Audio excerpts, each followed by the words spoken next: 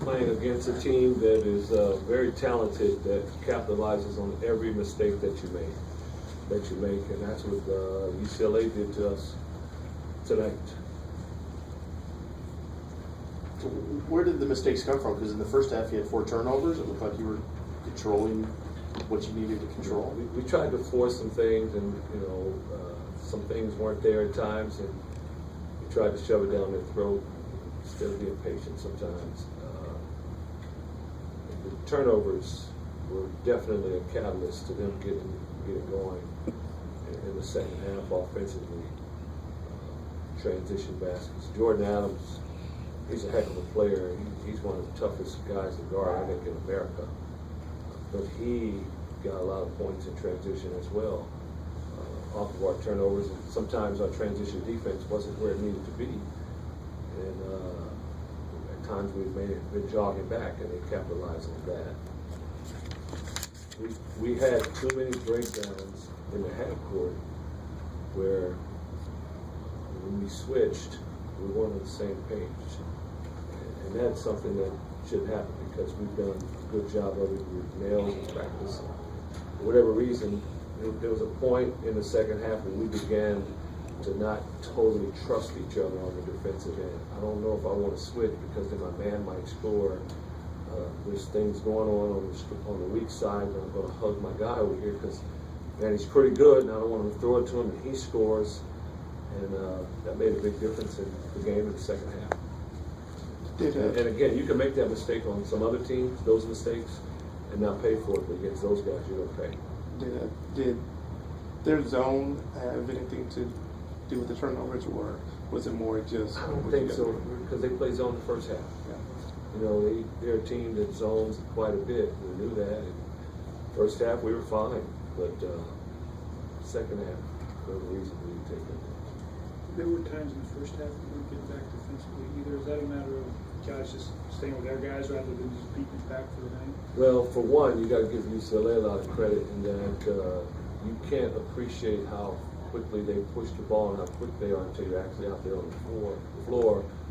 And I think early on that happened, but once we realized how they were coming, we did a better job in the first half. The second half, it was more turnovers, and then they're out running.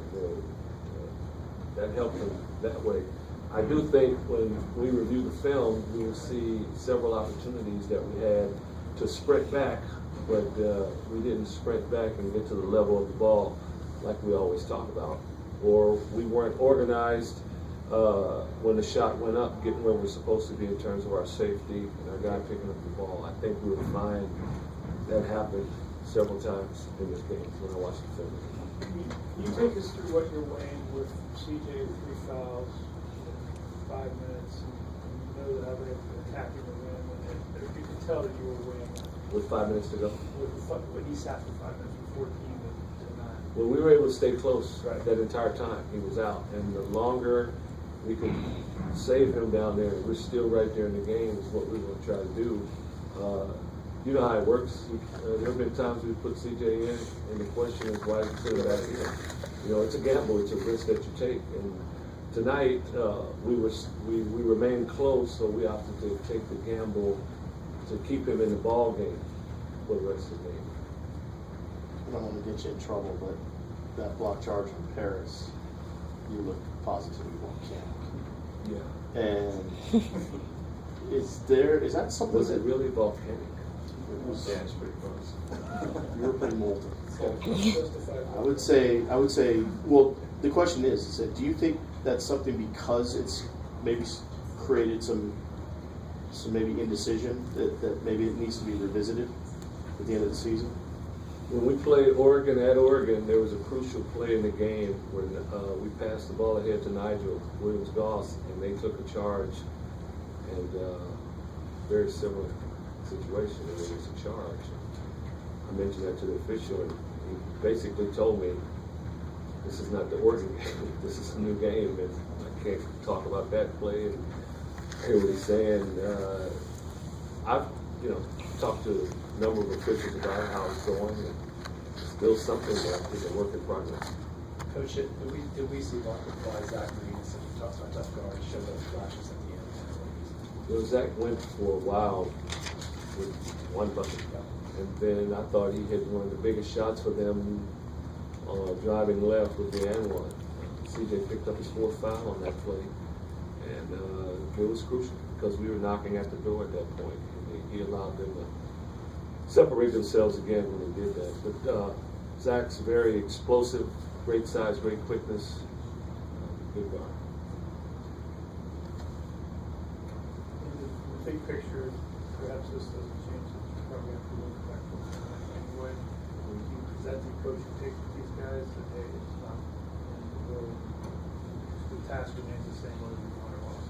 Well, at this point, yeah, we don't have any choice. But you know, we had an opportunity again to do well tonight and possibly do well on Saturday, and we could have finished as high as 4 seed, you know, and we allowed that to slip through our fingers tonight. But you do. It's one thing about this game. You have two choices. You can sulk about it, and then it gets worse the next time. You turn the page, rally up, come back and play better. That's what we're going to do. You get the sense that's the mentality. It has been this year. Can you talk a little bit about the defensive lapses, where they came from, what was the cause? It was just effort. I talked about them a little bit earlier. I just think that we just got caught up into, man, this guy's a good player.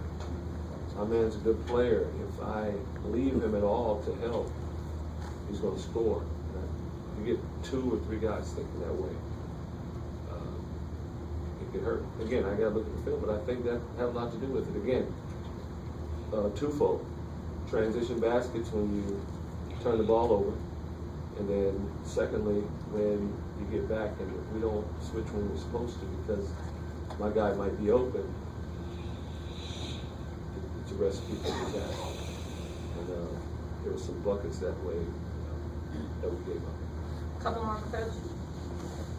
I'd like to surprise Ray, though, with the second half, considering you had played well in the previous 2 games, and that first half was really good.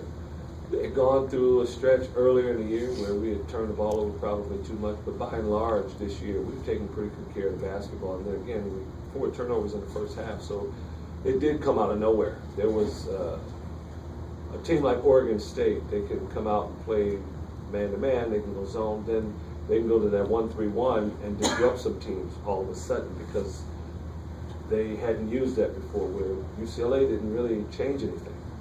And yet, we didn't take good care of the basketball. We tried to alert our team to the fact that UCLA anticipates passing lanes and they have more length than you think. And you have to meet every pass, you have to square up and be strong with the basketball because they force teams into 15 turnovers a game. So they're accustomed to doing that. And again, second half, that was a little bit more our demise. One more, guys. All right. Thanks, Coach.